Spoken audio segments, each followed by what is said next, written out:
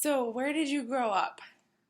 I grew up in a country came in Europe called Latvia, and in a small, fairly small town like the town we have here, Mm. and that's where I grew up till I was well the Second World War started, and then uh, Russians were coming over, taking over Latvia and the Baltic states, and actually how they were acting and all that. It wasn't safe for young women, young girls to be there. So we didn't know how long it was going to last, and it lasted for a long time. So they sent me out with some friends over to Germany, to just be away from there where they were coming. And then I never went back again till about almost, I don't know, 20 years later. So, how old were you when you moved to Russia? But I moved where? When In to Russia? I did to Russia. Or- Russia. I never was in Russia. Oh, where did you move I to? went to Germany. Germany. Yeah. So, how old were you when you moved to Germany? I was about 17. I see. I was there, but we were. First, I was. There was like a big plant that used to be also in Riga. They're making. I don't know something. Some things. There was Second World War. And they had some things for tanks or so, and I had to work in place because I just couldn't sit there. There were some older people that my parents knew that I was able to stay with them because I was single. I have a boyfriend, but I didn't know where he was. Well, finally, I did find it, but he was living a little further in there. He wasn't a boyfriend. He was a boy that I knew very well. And he says I could come there where he is, but he says I would more or less we would pretend like he I was his bride to be, like we were going to be married, which we didn't thought about that. But that's because otherwise I couldn't go where he was, which was further into Germany, closer where the Americans and English, and French were coming from the other side, because and the Russians were still pushing, for part in Germany that was the other way. So that's where I. So, did you ever find that guy? Yeah, You we did? did, and we went registered. We didn't go and have any wedding. We went and registered. I knew him from Latvia. He was older 5 or 6 years than me, but he was a really close friend, like was my brother, and we, us girls that were early, middle teens, we always liked the guys that were already in going to college or so, 4 or 5 years older, and we used to have dances and dancing, and swing was very popular then, and things like that. And at that time, I thought it was just a matter of time I was going to go back. I never. Our house was burned down. Everything was destroyed. My mother and dad practically lost everything that they had worked, and we were very well off. I always say I was born with a silver spoon in my mouth, but I really had a very, very tough waking up. So, when you got pushed into Germany, did you travel with your parents? Yes, we traveled a group. Okay. And Were then your friends we with you? found out that a lot of Latvians or some other people from other countries were in Innsbruck, Austria, and we went over there. We thought we could, and then some people, Austrian people, were able to give us like couples or so some room if they're extra to stay there. And we used to go and got work wherever if we could, because we had no money, we had nothing, just the clothes and what we brought from Latvia, and we could not get anything there. But it was war, even Germans were pretty, sad, as, at that time as far as even food and so. I remember being so hungry I couldn't sleep. Wow. And I was when I was first, running, I was in the east, Ostpreußen, that's called, the east side of Germany, towards, where the Russians were closer.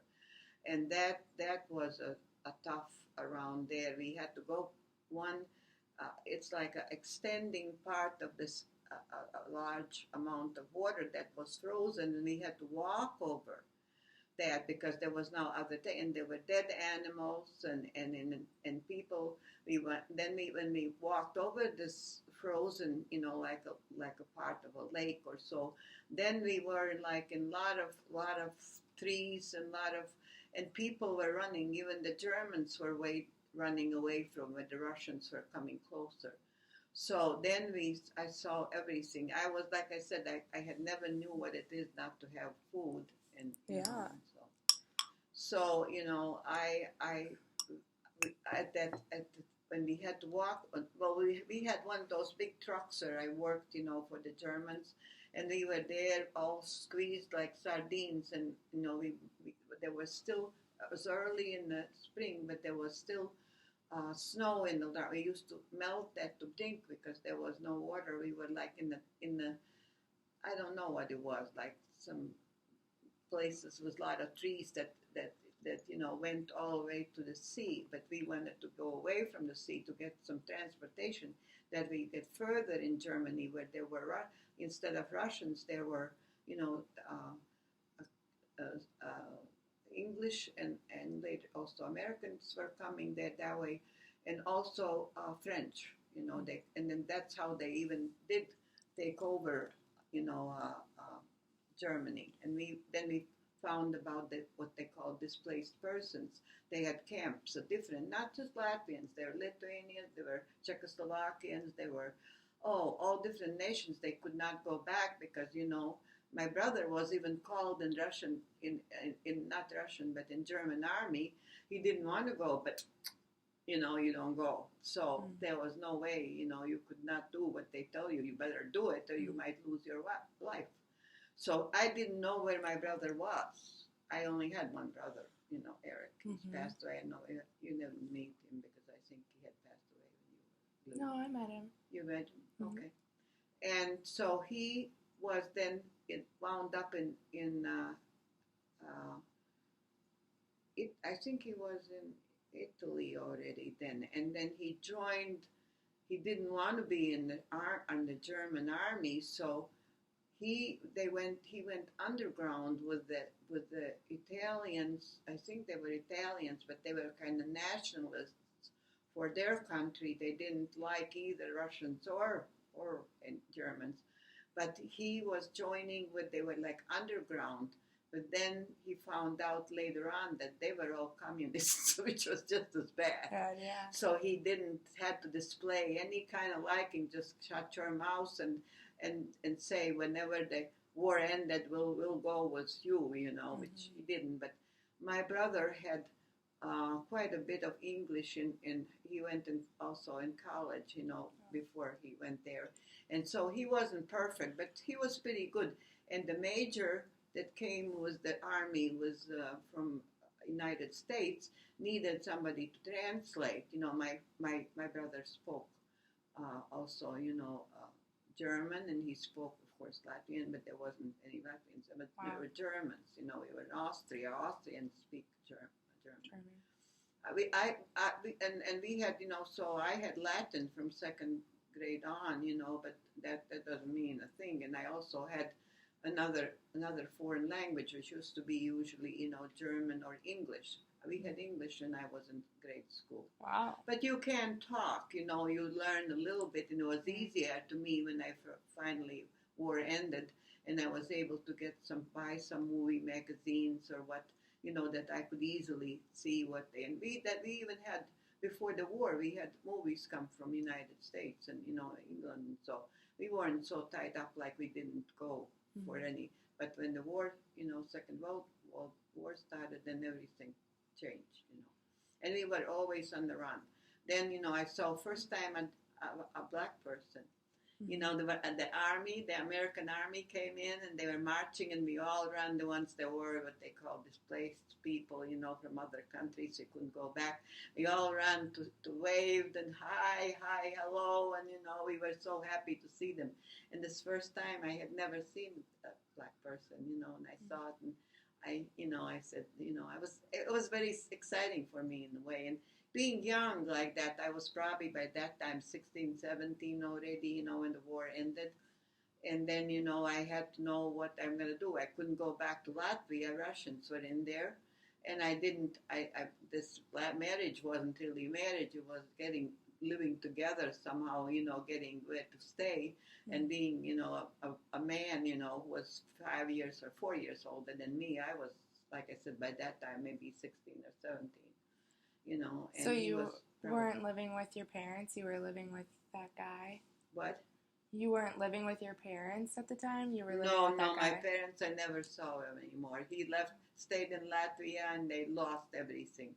First, the Germans that pushed the Russians out, and then later on was another push from the Russians. They pushed again the Germans out, and whoever was there, was all going and taking things and getting away with it. Our house was burned down because Germans had a Stab, had headquarters for the army there, and then the Russians were advancing again. That was when I was already out, and they couldn't pack all their papers and notes, so they also burned the house where I grew up and lived. So your parents didn't go to Germany with you? No, they never went. I didn't know if my parents were alive or not. I didn't know if my brother was alive or not for about, well, brother, I first, when the war ended, I heard from him through Red Cross. I got a little, saying that, such and such name was a soldier, and he went with the Italians, and since the major that came is the English army, needed him as a translator, he also then recommended he could not go back to Latvia. Russians were then took over, and they were there for quite a few years.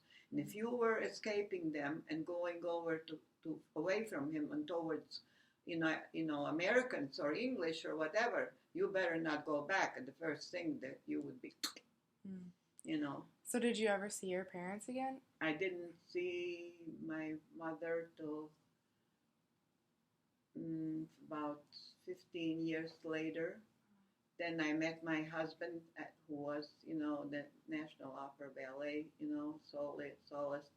And then, we just erased that marriage. There was no marriage with the young Latvian I lived. I mean, we kind of separated. And then there were camps with the displaced persons that, since Russians had taken over their country, they couldn't go back. They would be put in concentration camps or killed, depending, what kind of a, money, what kind of a life did they have before. If you were just a poor kind of guy and then nothing, you might have been okay. But if you were somebody like my dad was one of the richest guys in the town, and we had a big house, and we had a store, and we had lots of money. We always had maids, and like I said, I grew up with a silver spoon in my mouth. I have nanny. I have pictures. I have 2 nannies when I was little, and we have a maid, and I grew up, like I said, till I was about 15, I would say, when the war broke out. So then did both of your parents work? Both of them went to my grandfather had a small farm way out of the little town that my dad had the store, and I lived there, and I was born there. That they went out to that little farm that my grandfather owned, because they lost whatever they had, more or less, either, and he didn't have nothing to go to. And then finally, when the war ended and the Russians were kind of occupied, the Baltic states, then those that stayed, they kind of gave them something, they gave them a little a house that was built for, I don't know, repairs for a shoemaker, There was just like one room and a little kitchen and a little side room, and there was that was originally our land. As a matter of fact, part of it is still mine. Wow. Because we never sold after the war ended and everything. The house was burned down, everything in it, so. But before the war started, when you were really young, I know your dad owned that shop, but did your mom work? My mom didn't work a little bit in the shop. We always had maids. As when I was born, I had nannies because she couldn't take it. Well, in the back they had the living quarters, but it was a big house, and the store was quite big, medium size, what you call here, but not a tiny little, walk-in place. My dad carried all sorts of things. From the First World War, he was a soldier in the First World War, and because when he came out as a soldier, they gave him a piece of land that to be like a in a country. Well, he didn't want to be in the country. He didn't have much schooling. My dad really had four winters, what they say, schooling. But he had the most wonderful handwriting, and he had originally he grew when my only brother started to go to college. Then my dad had to pay taxes, but they taxed him too high. So my brother was in college, and he was learning some of this, correct time of, doing the taxing and so forth. And he just showed my dad how to keep correctly the books and all, which my dad learned right away, and he kept it all. And then when they came taxing again and taxed him too high, he says, "Wait, look here, this is what I had earned, and this is what went out, and here is all in my books, and you have to tax me only like that."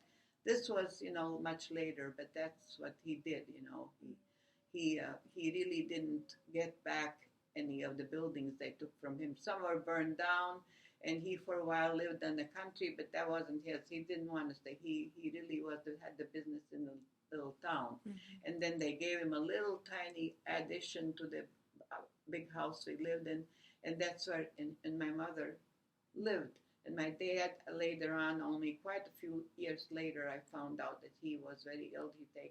We was taken to the hospital, operated, but he had cancer, and he died. He was in his 60s. I have a picture only when he was. And my mother then was left by herself. She had some distant relatives, and it wasn't that she was, there was enough to eat, and she had a little room and so on. She liked to go to church and to different functions there, and she stayed there because she had a lot of friends, and we kept them. That was after war. We were here, and I got married then, and we started to get things, and we made packages and sent to her, because it wasn't that she didn't have enough to eat, but she didn't have a lot of things was considered luxury. So we sent her some clothes and some things, like maybe, smoked bacon or some, package or some things like that, and so to help her.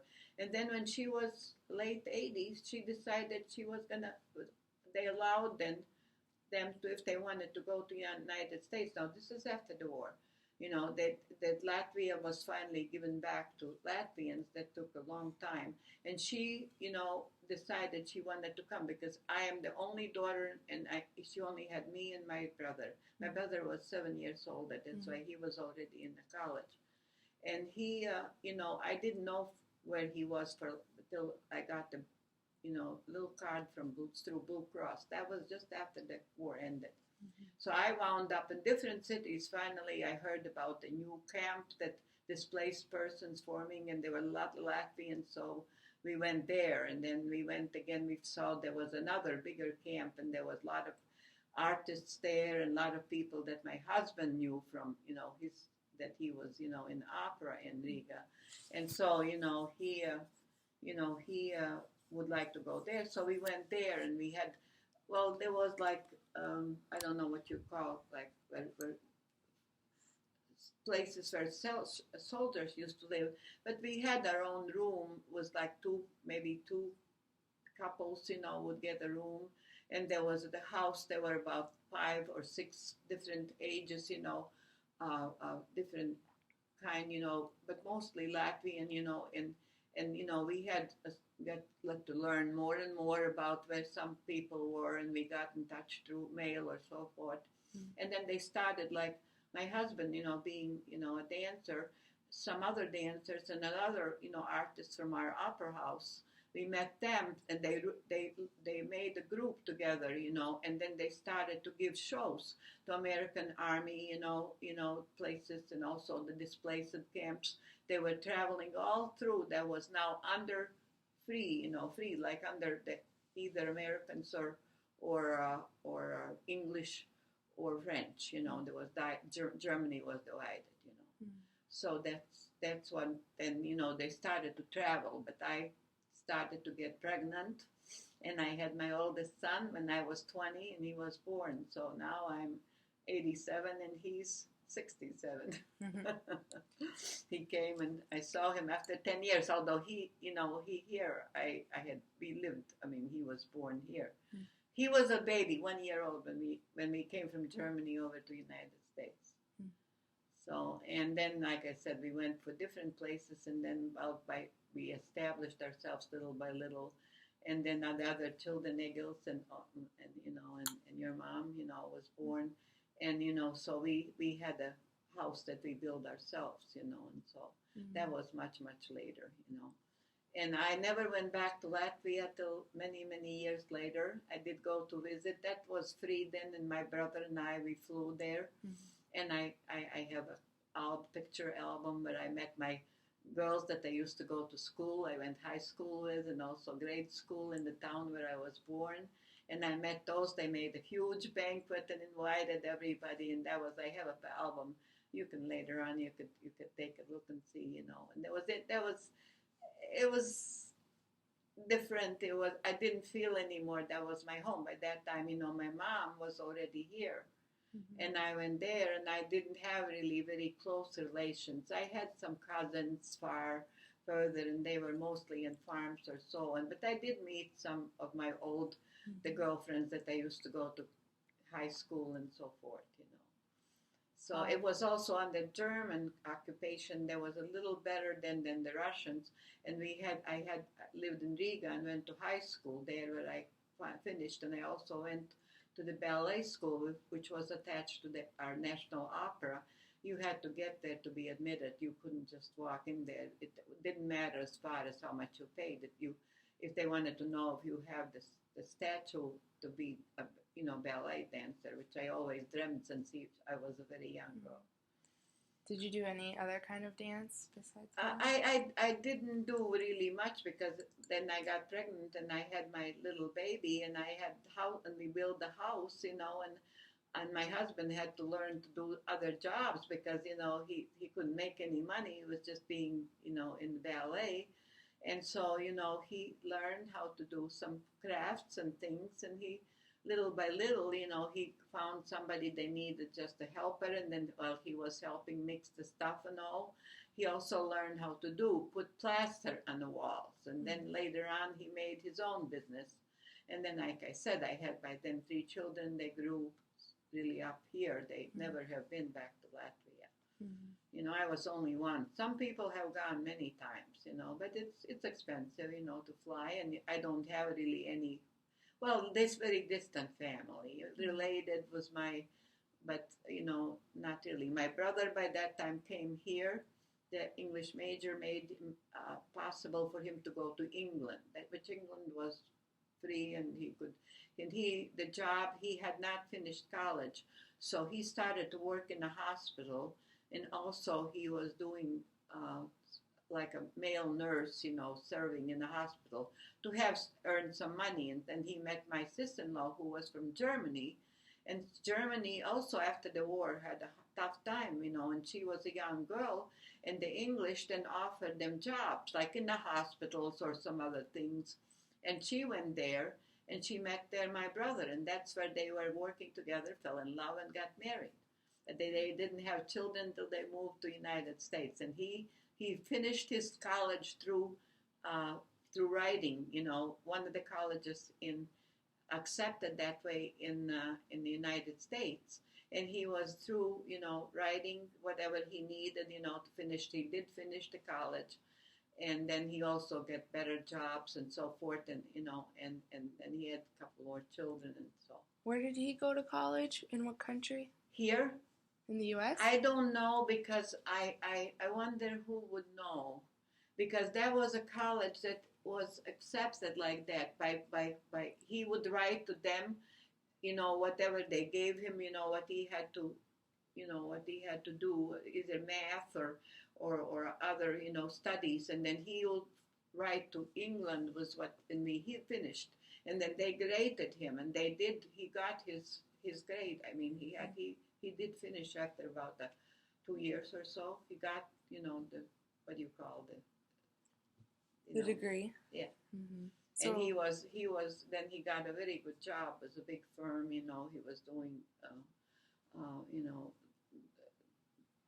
keeping, all the figures in the papers and whatnot. I don't know what it's hard sometimes for me to say the right word in another language. It's something different, you know. So, and he worked there, and when the children started to go to school, my sister-in-law started to work part-time in stores, and so they built a house, very nice house.